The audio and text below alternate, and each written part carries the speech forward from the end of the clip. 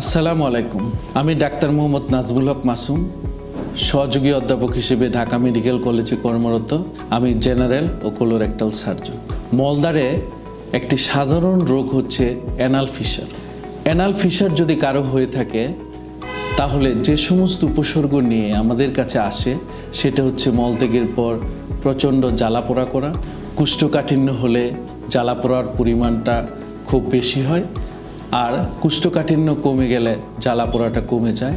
অনেকে বলে থাকেন মলত্যাগের পর জায়গাটা চুলকায়, স্যাঁতসেঁতে থাকে। এটা সাধারণত অ্যানাল ফিশারের লক্ষণ। অ্যানাল ফিশারে সাধারণত ব্যথার সাথে সাথে মল ত্যাগের সময় মলের গায়ে কিছু রক্ত লেগে থাকতে পারে, কিন্তু পাইলসের ক্ষেত্রে যেটা হয় সেই ক্ষেত্রে হচ্ছে ব্যথা মুক্ত হিসেবে রক্ত যায়, অর্থাৎ রক্ত যাওয়ার সাথে ব্যথা থাকে না।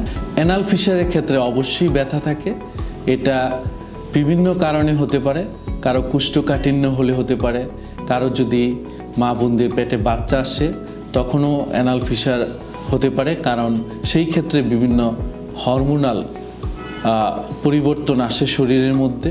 অ্যানাল ফিশার প্রাথমিক অবস্থায় যখন আমরা ডায়াগনোসিস করি সেই ক্ষেত্রে কিছু ওয়েনমেন্ট ব্যবহার করে প্রচুর পরিমাণে পানি, শাকসবজি এবং কায়িক পরিশ্রম করে এ থেকে ভালো থাকা যায়।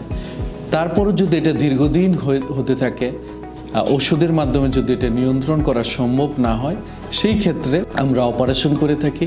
অপারেশন অত্যন্ত সাধারণ, এতে তেমন কষ্ট হয় না। আমরা মলদ্বারটা স্থানীয়ভাবে অবশ করে কিংবা অর্ধেক অবশ করে অথবা জেনারেল অ্যানেস্থেসিয়া দিয়ে এটা অপারেশন করতে পারি।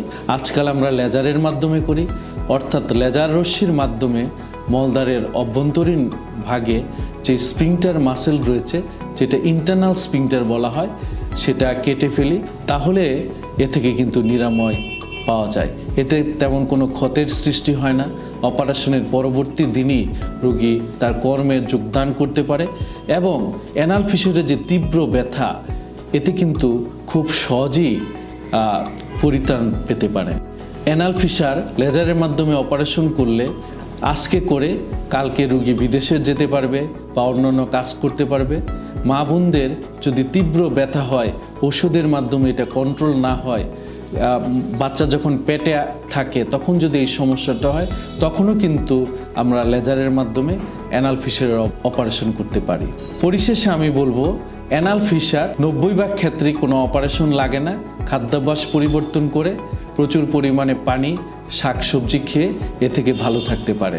তবে অবশ্যই রোগটা নির্ণয় করতে হবে এটা আপনার অ্যানাল ফিশার হয়েছে কিনা। অনেক ক্ষেত্রে দেখা যায় প্রাথমিক অবস্থায় উপসর্গ দেখে আপনি অ্যানাল ফিশার মনে করলেও এর ভিতরে কিন্তু অন্য রোগও থাকতে পারে। যেমন কারো যদি IBS অর্থাৎ irritable bowel syndrome, inflammatory bowel disease থাকে, তাদের ক্ষেত্রেও কিন্তু অ্যানাল ফিশার হতে পারে।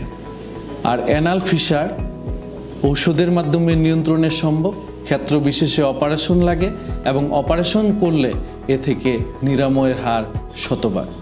কাজে আপনাদের দুশ্চিন্তার কিছু নেই। মলদ্বারের সমস্যা হলে একজন দক্ষ চিকিৎসক যারা এই বিষয়ে কাজ করে থাকেন তাদের শরণাপন্ন হয়ে এ থেকে পরিত্রাণ পেতে পারেন। ধন্যবাদ।